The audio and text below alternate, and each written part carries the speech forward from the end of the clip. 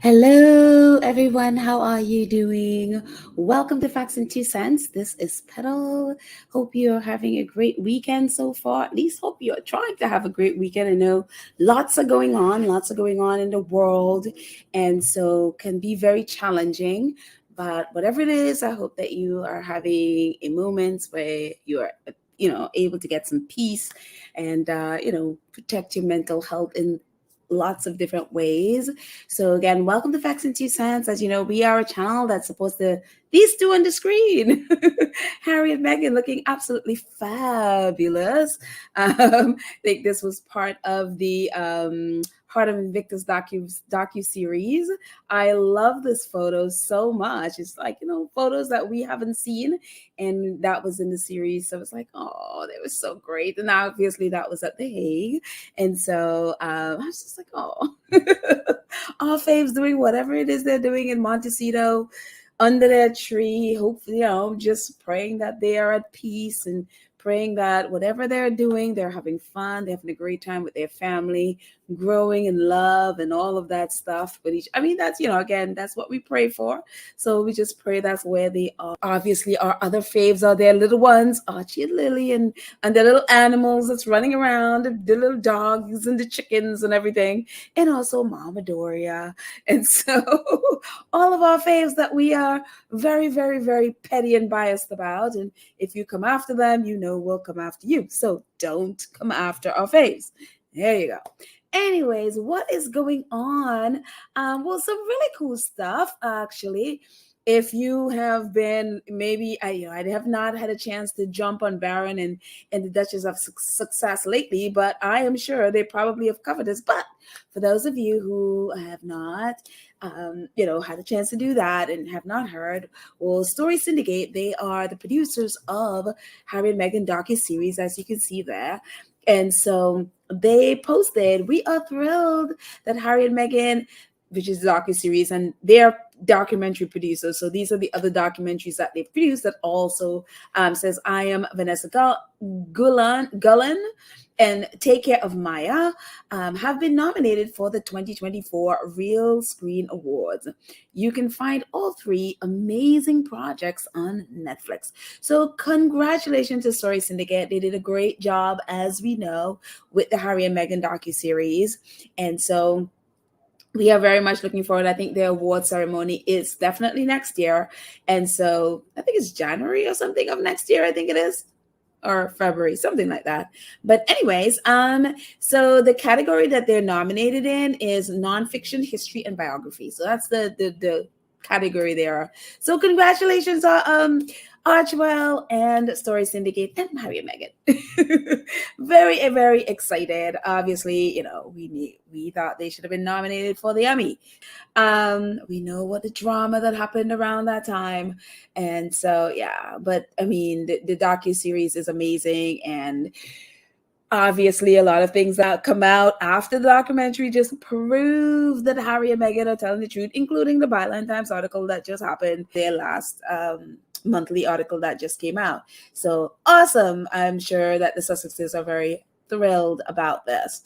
Also, we talked about this before when Britney Spears' book was coming out. One of the things that I was talking about is I didn't know exactly how successful. I figured Britney would be successful because it's Britney Spears, right? And she's an international celebrity, an international singer, and all of that stuff.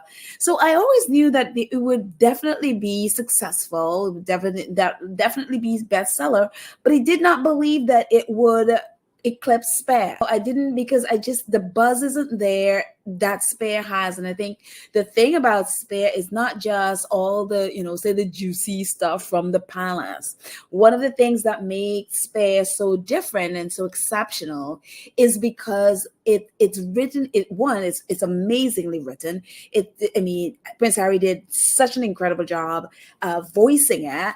And also the lessons you learn, there's so many things, mental health lessons in there for adults, for teachers, for children, that colleges and professors and people in the medical field, therapists, whatever, were all tweeting about the things that they are getting out of his book. So it was like a great tool for teaching and people to understand what it means and how to help children, especially work through and possibly overcome grief. And so there was so many things in there that is apart from obviously again the juicy royal stuff, but there was so many things in there that I just didn't believe that Britney could eclipse it, because, and I don't think it has the longevity of Spare, because Spare is there's so much you can get out of it. And no matter where you are in life, I mean, think military, veterans, whatever, there's so much in Spare. And Britney Spears' book came out. Obviously, it was a success. It is a success. And so Forbes reporting, top line, The Woman in Me, an autobiography chronicling the life of teen pop sensation Britney Spears, sold 1.1 million copies in its first week on sale in the United States. Its publisher announced this week, joining the memoirs of Prince Harry, Mary Trump, Barack, and Michelle Obama as instant success. Spears joined a small number of authors to have memoirs hit 1 million sales mark so quickly, including the January release of Prince Harry's Spare, which sold 1.6 million US copies in its first week and broke the Guinness record as the fastest selling nonfiction book. And it's still the best-selling book so far this year. And it's exactly what we said. I mean, it's close, but Harry's book has sold more. Harry's got 1.6 and she's got 1.1. Does it have, I mean, again, Prince Harry's book came out in January 10th. Does it have the legs to last as long as Harry? I don't think it does. And I think because obviously Harry is so in the press all the time, at least the press can't get enough of Harry and Meghan. So every time something happens, the book flies up the charts again. And again, it's now about 40 different countries. And it just, Spare is just, it's amazing. What else can I say? On the day of publication, Spears posted on Instagram that her book had become the highest selling celebrity memoir in history. It is not so far, even the highest selling memoir in 2023. The Woman in Me, for which she did little publicity beyond Instagram, was top seller last week, but Prince Harry's memoir Spare, which came out in January, sold 1.6 million US copies in its first week. So yeah, I did see people and there are different reports. I don't follow her on Instagram. I need to go over on Instagram more. I haven't really been over there. And so I didn't personally see her tweet, but I did see reports that she tweeted that her book is the highest selling memoir in history, celebrity memoir in history. And sorry, Britney, it's selling great, but not as well as Spare, unfortunately, or fortunately for us. So, but congratulations to her to be able to get her story out. Very happy for her to be able to tell her story from her own lips and really say the things that she always wanted to say, and she was barred from saying for all these years when she was literally held captive by her own family. I don't know if she's going to be doing any interviews. I had heard that she would be doing something with Oprah. Who knows? Don't know if that will happen, but I am just happy that she's able to tell her story the way she wants to tell it, and she's able to say what she wants to say from her own lips. So great job, Britney. And but our boy Harry Spare is still number one. So yeah. Anyways, moving on. Well, to real life. Real life is happening. Real life is out there. It's still bad and it's horrendous. And Israel is still being there. I can't. I'm a loss for words as to what this country is. I seriously am at a loss for words. But anyway, Honduras, thank you, Honduras, recalls ambassador from Israel. So this is the third Latin American country that has recalled its ambassador. They are just breaking ties with Israel. And it's very interesting, again, that these smaller countries are the ones that have backbone and are the ones that are able to stand up and say, you know what, no, we don't want to be a part of your genocide. And we're not going to be a part of your brutality. It's unreal. And then very interesting, this gentleman, he was an official at the State Department who worked in where his department was selling or trading arms or selling arms and to different countries, including Israel. And so he resigned a few days ago. It says Judge Paul, it was a veteran official in the State Department who resigned over the Biden administration's unconditional support for Israeli forces bombing Gaza without debate, saying the weapons aid for this conflict was unlike any arms transfer decision I have ever been a part of.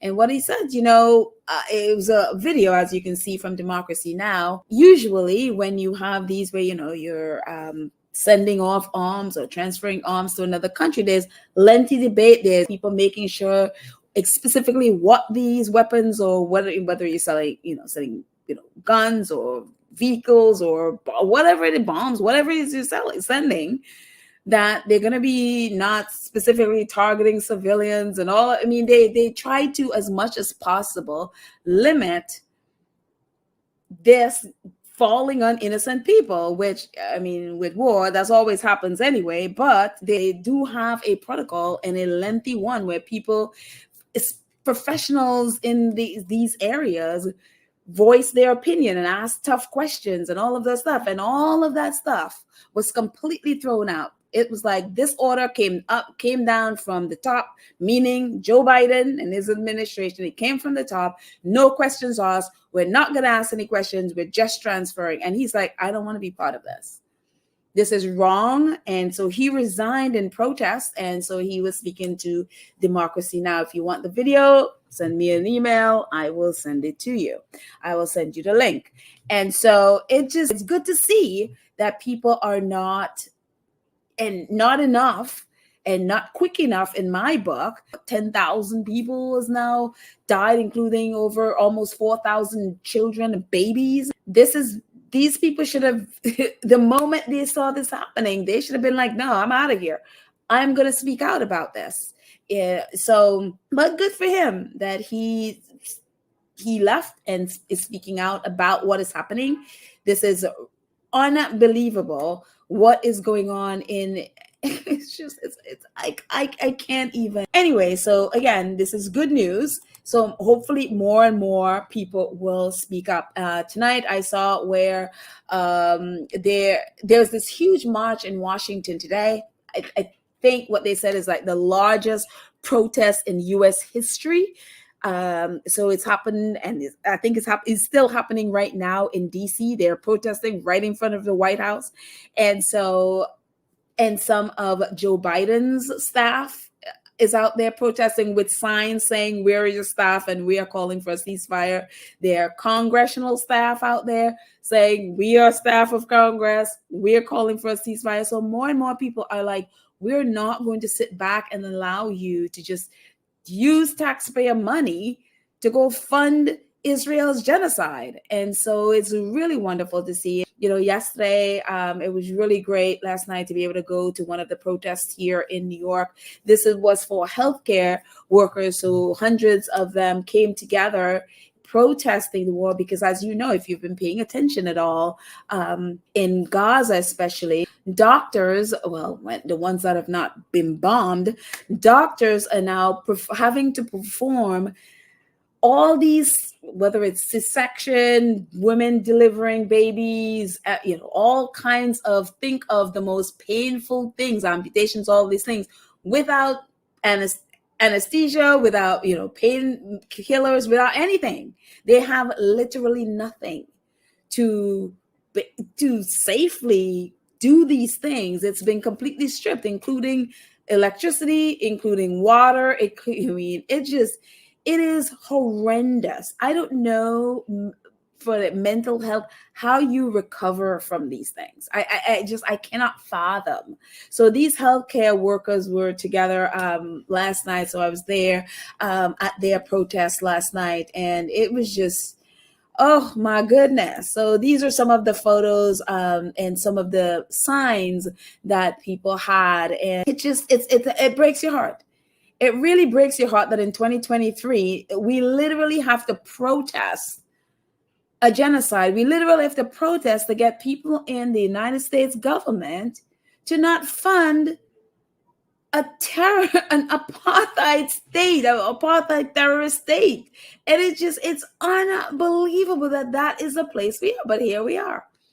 Here we are. That we have to protest for somebody that's not bomb an ambulance. It's just like, what? It's so literally at this point, I cannot, I, I don't know how you look at Israel, and again, not everybody in Israel. There is an opposition there in Israel that do not go along with anything Netanyahu goes along with. They're literally tonight protesting. Hundreds of Israelis are protesting against Netanyahu and his murderous regime. So I cannot. It's not all of Israel. It's the Israel government and their military and the people that support them, the Zionists. And that's another thing I'm learning about the differences. And so there is a section of population that do not support any of this, and they want to live in peace. They want to live in peace with their neighbors. And you have the Zionist terrorist movement that is just, which is that they're the ones in power and they're the ones supported by the US government and so many other governments around the world, because I'm sure their money is in all of these places. And so you have this stuff going on, and it's just like, I cannot believe in 2023, this is what we have to protest. But here we are. Anyway, so that was last night, and I'm so happy to see, I wish it was in better circumstances, but to see all these medical professionals come out in support of their fellow medical people in Gaza, which is a lot more than I could say for journalists in Western journalists. It has been so disgraceful to watch these journalists, Western journalists, not even acknowledge all of these journalists in Palestine who have been killed. And nothing. They've said nothing. It's kind of like, well, I don't want to say anything because maybe I lose my job, whatever their reasoning is. Nothing at all. And it's been so disgraceful. And these men and women are literally being picked off by Israel. And it just, it's like, like, I don't know what these people, for me, it's like, I look at them, it's like, are you human? Like, what are you? What exactly are you? There is just no human anything in these people. It's like a void of humanity, empathy, nothing. There is literally a shell of hate. That's all it is there. Just a shell of hate. And whatever they hated, Nazis and all of that, is like they literally have become that. And it's scary to look at. It is so scary to look at. So anyways, real life for you. Real life. Anyway, and these are some more of the photos from last night. Never again means never again for anyone. And I love this. Is if you are neutral in situations of injustice, you have chosen the side of the oppressor. And extremely important lessons. Extremely important. Yeah, because a lot of, especially the never again, a lot of Israelis especially think the never again means never again for them, but they can do it to other people. No, but never again. The world is with all the protests, like literally today was a mass protest around the world. It's never again means never again, meaning the Holocaust, never again for anyone. Unfortunately, Palestine is going through theirs right now. And so I guess this didn't mean them, because we know what's happening there. So, but we can still speak up. We can still not be in a place where we're like neutral. Oh, I don't know. No, neutral doesn't work. Neutral means you're siding. You're not supporting justice. So anyway, moving on from that, it's just keep praying for the people in Palestine, because this has got to end. Anyways, moving on. Yes. This little mess. I'm sure everybody's talking about these pictures, especially the one on the left. Like I literally could not get over the carpet in the park. I saw it and I had to laugh. I was just like, surely not. I mean, surely you did not put a red carpet in a park. And sure enough, they did. I like Kenya. This is so special. Anyway, one of the things I was laughing at too is that if you look at where that the yellow arrow is leading to, I guess they traveled in this Jeep that is it looks very much like a covered version of Kate and William colonizer Jeep in Jamaica. It's just these people never learn. They just never learn. It's like a covered version of the same Jeep. I just like, oh my God. And not only it looks like a covered version of this Jeep. Look at the stair leading from the Jeep. It's like, oh no, you cannot touch the ground. No, Your Majesty and King Charles and Queen Camilla, your feet can't touch Kenyan dirt. We are going to put a stair there so you can walk down from the Jeep right onto the red carpet. And I'm like, Kenya, what is wrong with you? What is wrong with you? And then, I mean, the funniest thing of all, too, is I guess there were somewhere where there was grass. As you can see, there are two shades of grass on the picture at the bottom there with their big yellow arrow pointing down. Well, if you look at where the arrow is and then everything around it, not the dark green part, but everything else around where the arrow is grass. But instead of just letting them walk on the grass, they put down a green carpet. A green, it looks like AstroTurf carpet for them to walk on. Charles, stepping onto what may be actual grass, almost fell on his face, but it's just hilarious to me. They put down a green oh no, Your Majesties, our green grass isn't good enough for you to walk on. We have to put an AstroTurf carpet for you to walk on. And it's just like, I'm like, oh my gosh. And I totally appreciate what Scobie, Omid Scobie saw this tweet, and he says, I've been on many royal visits all over the world, and as an aide, I think I posted, oh goodness, I accidentally, I think, posted the same.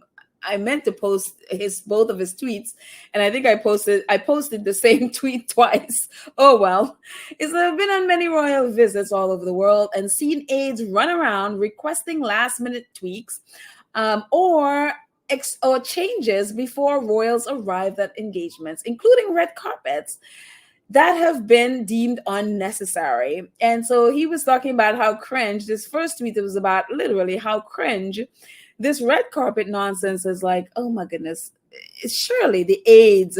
And what he was saying, that he did say that it could have been the hosts. That's what they wanted. And that's how they wanted to greet them. And that's fine. But the royals should have had some sort of a sense of optics, kind of optics that will happen when you look at something like that. And so they should have had some kind of maybe, letting the Kenyans know that maybe that's not the best thing to do or not the right look or whatever. But alas, no. There we are. And so Chris Ship jumps in and quote tweets Omid and says, the Kenyans are very keen on red carpets. I saw more of them here than any other royal tour, but otherwise agree. This looks odd.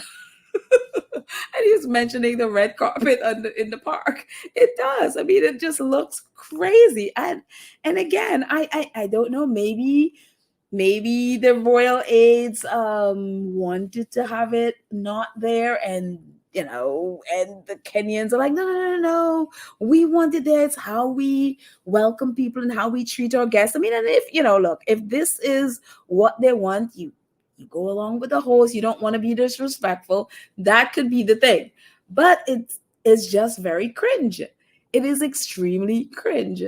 And so there's this reporter, Joseph Wakungu, jumped under Scobie's tweet, and he says, I am a Kenyan journalist in Nairobi, and I can tell you that's just how all visiting heads of state and government are treated when they land in Kenya.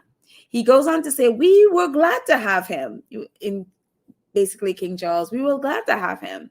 And he also said seasoned journalist with over a decade, who he is a seasoned journalist with over a decade of storytelling in Kenya's dynamic landscape, et cetera, et cetera, et cetera. And so he is like, that's how we treat visiting dignitaries. So to millions of red carpets is just how they do things. According to him, Kenyans, they were all glad to see him and glad to have them there. And according to him, they seem to have had a great time. So,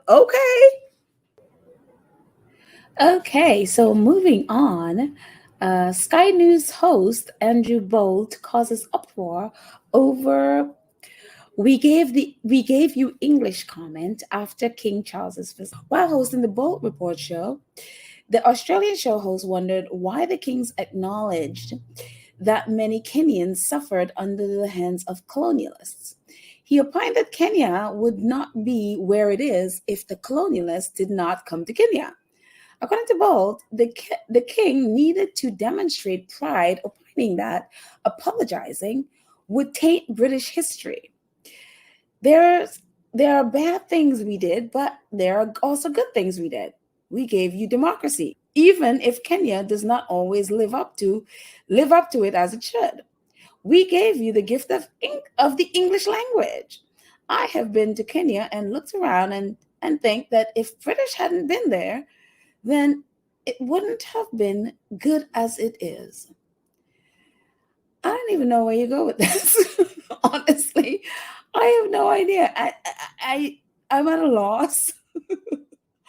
I don't know. There is something about Australians and British that I just it's just the boldness to just say this on live television and not care and not yeah, so what do yes, I know we killed and raped and pillaged your ancestors. Yes, but we gave you English, so you should be happy. What are you complaining about? Why should we be apologizing for murdering your ancestors? We gave you English. I mean, if it wasn't for us, you wouldn't have democracy, even though you don't really live up to it as you surely should. I mean, I don't get it. I really don't understand British and Australian reporters. I think Rupert Murdoch put something in the drink that he feeds his staff, I guess. I don't know what it is. Because I don't even know how you say things like this and be completely okay with it. And think it's okay and then have an issue when people protest and say things.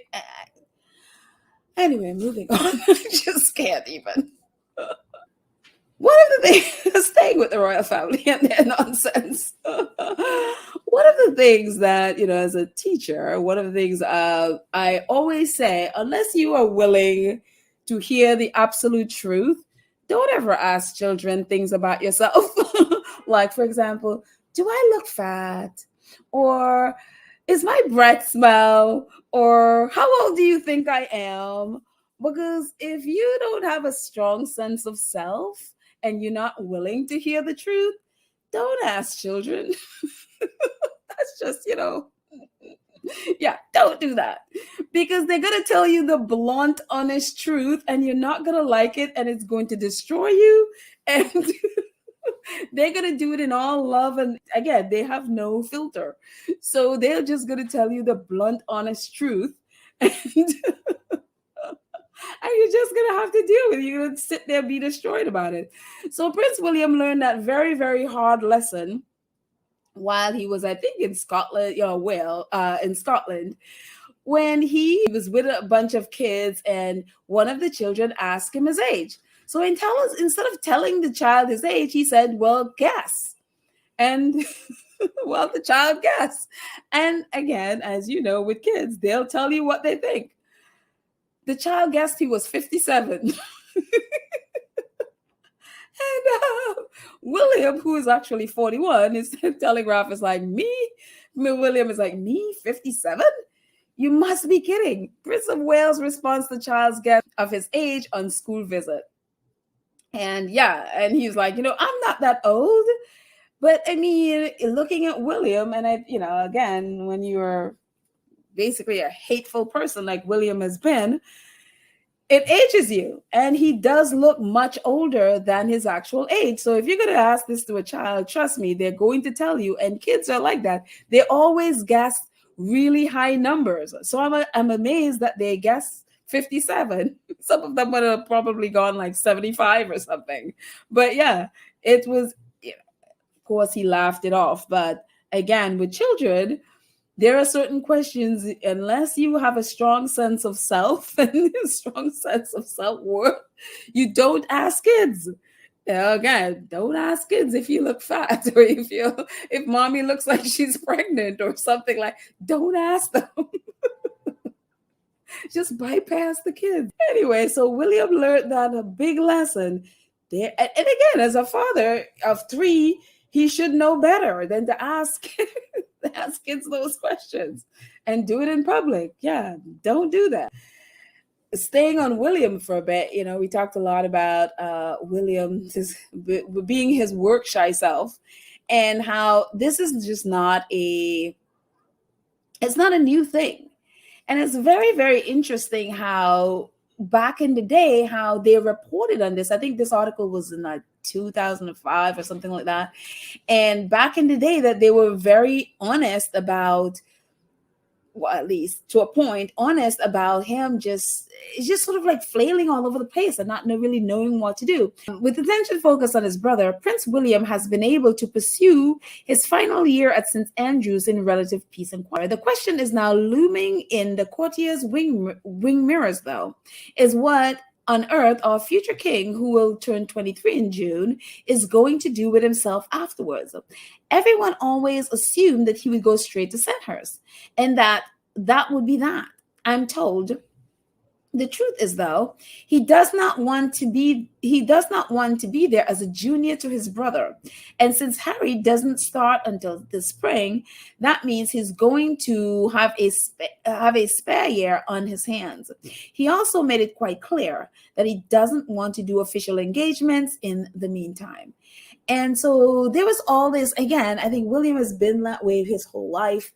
And after school, he had the gap year, and then after the gap year, he didn't want to go in, which is fine. You don't want to go in and be doing royal engagement. But there was always this thing with William, like, yes, he's the heir, he's going to be the future heir, he's going to be the future king.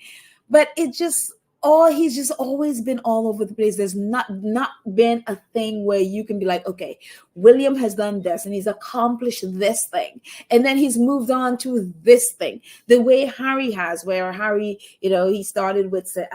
Dibale, and then, he did Invictus Games, and then now he's doing Archwell, he's got Travelers, he's got, all of these things. That there's specific things that Harry has done, including military service and all of these things. And other than doing the air ambulance where William did, but even then there was this thing where he wasn't working as much as people thought he was working. So there's never been a steady thing with William where people can be like, okay, he has accomplished something.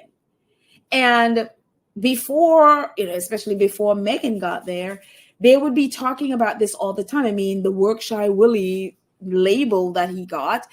Yes, Harry sort of spared him a little bit about that because Charles didn't want him to work as much, because Charles wanted to get all the praise and all of that stuff.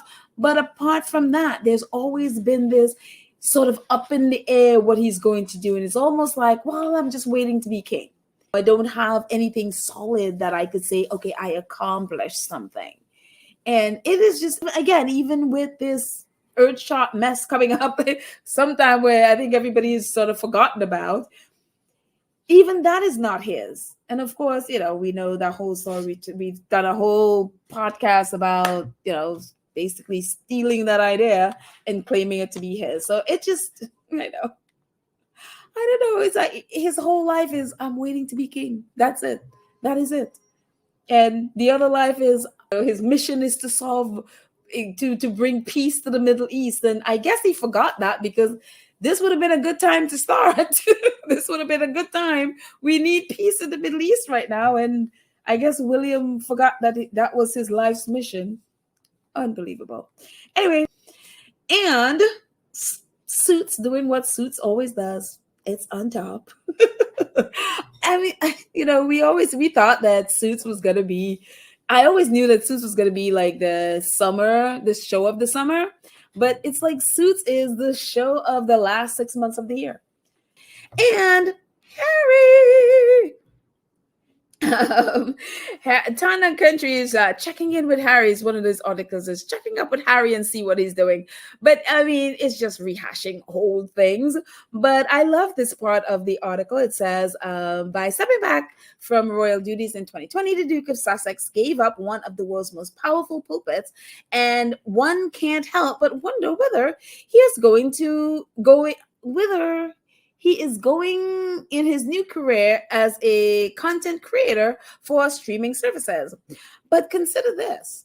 The Sussex's Archwell Foundation raised in its first year of operations more than $13 million and spent almost $4 million outraising and outspending both the Clinton and Obama Foundation in its first years. The roster of groups Harry supports, really Harry and Meghan supports, is long and diverse, including Wellchild, whose annual event he attended in London this past September for the 11th time. And in Tokyo recently, during a panel organized by the International Sports Promotion Society, he articulated something that was evident back in Malawi. I get a huge amount of fulfillment from giving back to as many people as possible. My life is charity. Always has been, always will be. So awesome, Harry. And of course, I love that that where he talks about that they've basically outraised the Clinton and the Obama foundations. And it's again, Archwell has only been there for 3 years, and it is doing so amazing. It is, I mean, amazing amount of organizations that they're partnered with, working with, donated to, and I mean, they are doing so much even better than Obama. Not only did they outraise and outspend, they are doing, and they are so much more effective than both. And so it just, they're really giving them huge competition. Not that they're in competition, but if they were, So, but kudos to Archwell and Harry and Meghan. They are doing awesome. So anyway, that's it, guys. Thank you so much. Thank you to our awesome moderators, Lydia Church, Nelly, Karen M, Cookies and Cream, and Black Queen. So thank you so much for the awesome work that you do, making our chat safe and fun. And also thank you to our awesome 2 Cents crew who donate to the channel on a monthly basis and support the channel. Thank you all, and to all who donate, our Gold Star supporters who donate in chat. I appreciate you all so very much. I love you all. Have a fantastic day, and I look forward to seeing you in the chat later when I post this. Love you. Bye.